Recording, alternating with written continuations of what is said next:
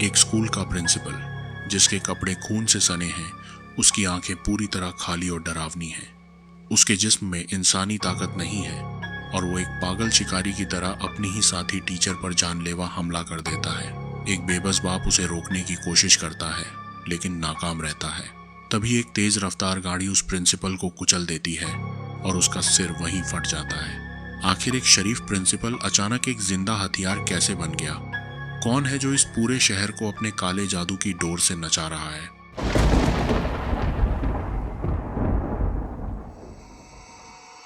कहानी शुरू होती है ठीक 2 साल पहले, पेंसिल्वेनिया के एक शांत और छोटे से इलाके से। रात के ठीक 2:17 पर 17 बच्चे अपने अपने घरों से निकले और अजीब तरीके से दौड़ते हुए अंधेरे में गायब हो गए। सबसे हैरान करने वाली बात यह थी कि ये सारे के सारे बच्चे एक ही स्कूल के और एक ही क्लास के थे। उस पूरी क्लास में कुल 18 बच्चे थे, जिनमें से 17 एक ही झटके में गायब हो गए और पीछे बचा तो सिर्फ एक अकेला बच्चा एलेक्स।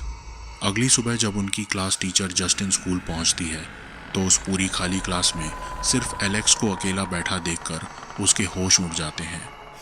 पूरा शहर उन बच्चों के गम में डूब चुका है और परेशान माँ बाप इस पूरे हादसे का जिम्मेदार सीधे उनकी क्लास टीचर जस्टिन को ठहरा देते हैं। पुलिस दोनों से घंटों पूछताछ करती है, लेकिन ना तो जस्टिन के पास कोई जवाब था और ना ही उस अकेले बच्चे एलेक्स के पास। पुलिस के पास ढूंढने के लिए सिर्फ एक ही सबूत है, उन बच्चों के घरों के सुरक्षा अलार्म जो ठीक 2:17 पर एक साथ बज उठे थे, और वह खौफनाक सीसीटीवी फुटेज जिसमें वो 17 बच्चे बिल्कुल अजीब तरीके से दौड़ते हुए अंधेरे में हमेशा के लिए गुम हो रहे हैं। इस भयानक तनाव के बीच जस्टिन के फोन पर अनजान नंबरों से लगातार धमकियां आना शुरू हो जाती हैं। हद तो तब हो जाती है जब अगली ही सुबह जस्टिन देखती है कि उसकी कार पर किसी ने बड़े बड़े अक्षरों में पेंट से डैन लिख दिया है। जस्टिन सच जानने के लिए अकेले बच्चे एलेक्स का पीछा करना शुरू कर देती है। वो सीधे एलेक्स के घर पहुंच जाती है, जहां दरवाजा खटखटाने पर कोई जवाब नहीं मिलता। जस्टिन ध्यान देती है कि घर की हर एक खिड़की को काले कागजों से पूरी तरह ढका गया है। एक खिड़की में थोड़ा सा खाली हिस्सा था और जब जस्टिन अंदर झांकती है तो उसका खून जम जाता है। एलेक्स के माँ बाप सोफे पर बिल्कुल किसी बेजान मूर्ति की तरह अजीब हालत में बैठे हुए थे। जस्टिन खौफ से कांप उठती है और अपनी कार में बैठकर वहीं नजर रखने लगती है। देर रात जब जस्टिन की आंख लगती है तो अचानक एलेक्स के घर का दरवाजा खुलता है। उसकी माँ हाथ में एक बड़ी कैंची लिए अजीब तरीके से चलकर आती है और सोती हुई जस्टिन के सिर के कुछ बाल काटकर चुपचाप अंदर चली जाती है। दूसरी तरफ एक परेशान बाप आर्चर, जिसका बेटा भी गायब है, अपने घर का सीसीटीवी फुटेज देखता है। वो नोटिस करता है कि उसका बेटा एक खास दिशा में भाग रहा था। आर्चर शहर का नक्शा निकालता है और गायब हुए बच्चों के घरों से उनके भागने की दिशा में लंबी लाइनें खींचता है। आर्चर के होश तब उड़ जाते हैं जब वो देखता है कि अलग अलग घरों से निकली हुई ये सारी लाइनें नक्शे पर एक ही खास पॉइंट पर आकर आपस में टकराती हैं, और वो पॉइंट कोई और नहीं बल्कि उस अकेले बच्चे एलेक्स का घर था। आर्चर को समझ आता है कि सारे बच्चे भागकर सीधे एलेक्स के घर की तरफ गए थे। तभी उसे रास्ते में जस्टिन मिलती है, लेकिन उनकी बहस के बीच वही खौफनाक मंजर होता है जहां उनका प्रिंसिपल मार्कस उन पर हमला करता है और गाड़ी के नीचे आकर खत्म हो जाता है।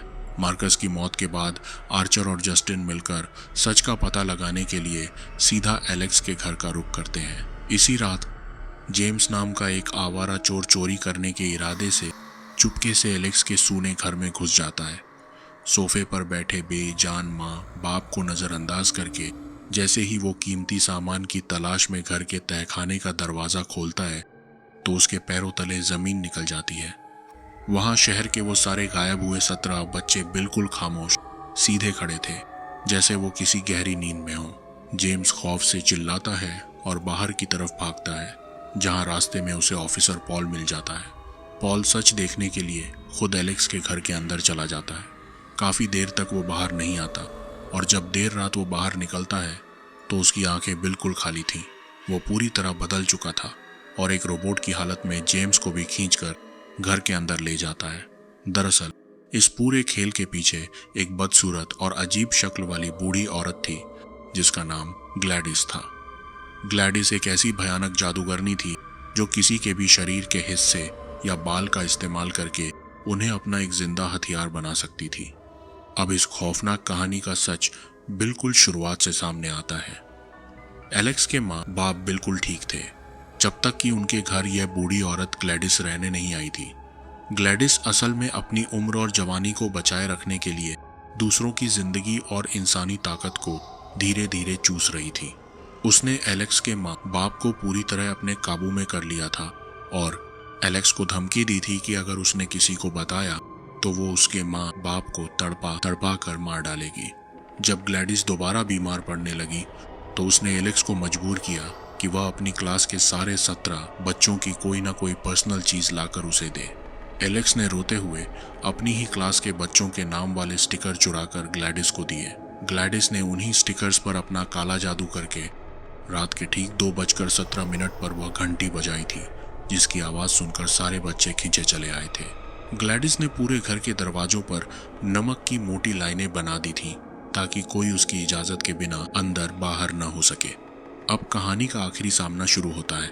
जस्टिन और आर्चर जैसे ही उस नमक की लाइन को पार करके घर के अंदर आते हैं तो पहले से काबू में आ चुके ऑफिसर पॉल और जेम्स किसी खूंखार ज़ॉम्बी की तरह उन पर टूट पड़ते हैं। उन्हें कितना भी मारो वो दोबारा खड़े हो रहे थे।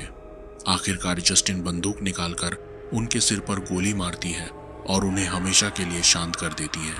आर्चर तुरंत बच्चों को ढूंढने तहखाने में भागता है, लेकिन तभी पीछे से ग्लैडिस आकर आर्चर के भी बाल काट लेती है और अपने जादू से उसे जस्टिन पर ही हमला करने के लिए मजबूर कर देती है।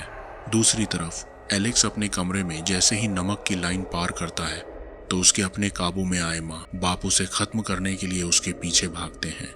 एलेक्स अपनी जान बचाकर सीधा ग्लैडिस के उस खुफिया कमरे में घुस जाता है जहां वो जादू करती थी। एलेक्स वहां ग्लैडिस के उस अजीब पौधे से एक टहनी तोड़ता है और सामने पड़ी ग्लैडिस की नकली जुल्फों से उसका असली बाल निकालकर उस टहनी पर लपेट देता है। फिर वो अपना खून टहनी पर लगाकर उसे बीच से तोड़ देता है। एलेक्स पूरी तरह ग्लैडिस का तरीका सीख चुका था और उसने यह जादू खुद ग्लैडिस पर ही उलट दिया था। जादू के उलटते ही तहखाने में खड़े वो सारे 17 बच्चे अचानक होश में आए बिना ग्लैडिस को मारने के लिए तेजी से भागते हैं। ग्लैडिस अपनी जान बचाकर शहर की सड़कों पर निकलती है और वो 17 बच्चे अजीब रफ्तार से उसके पीछे भागते हैं। एक जगह पर सारे बच्चे ग्लैडिस को जमीन पर गिरा देते हैं और भूखे शिकारी की तरह उस पर टूट पड़ते हैं और कुछ ही सेकंड में उसे पूरी तरह खत्म कर देते हैं। ग्लैडिस के मरते ही पूरा शहर उसके काले जादू के जाल से आजाद हो जाता है। आर्चर के होश वापस आ जाते हैं और जस्टिन की जान बच जाती है। आर्चर चूंकि अभी काबू में आया था इसलिए वो बिल्कुल ठीक था, लेकिन बाकी सारे बच्चे और एलेक्स के माँ बाप जिनकी जिंदगी की ताकत को ग्लैडिस काफी हद तक चूस चुकी थी, वो अब एक चलती फिरती बेजान मूरत बनकर रह गए थे। दोस्तों, ये कहानी हमें सिखाती है कि कभी कभी अपनों को बचाने की मजबूरी हमें ऐसे रास्ते पर ले जाती है जहां से वापसी मुमकिन नहीं होती। एलेक्स ने अपने माँ बाप को बचाने के लिए जो कदम उठाया उसकी कीमत पूरे शहर ने चुकाई। अगर आपको यह सस्पेंस से भरी कहानी पसंद आई हो तो इस वीडियो को लाइक करें, कमेंट में अपने विचार बताएं और ऐसी ही खौफनाक कहानियों के लिए हमारे चैनल को अभी सब्सक्राइब करें।